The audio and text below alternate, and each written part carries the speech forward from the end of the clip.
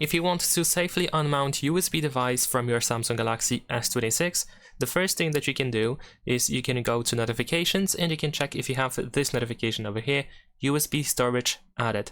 If you do have this notification, tap on this arrow on the right side to reveal additional options, and now we have the unmount option in here, so you can just tap on that unmount button in order to unmount your USB device.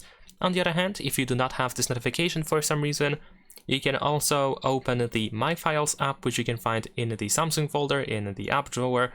And then once you go into this app, over here we need to scroll down and find the USB storage over here. We're gonna tap on this option.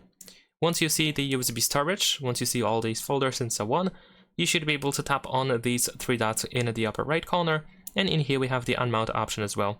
So select that option. There we go, it has been unmounted. And we can now safely remove the device. And that is pretty much it. Leave a like and subscribe.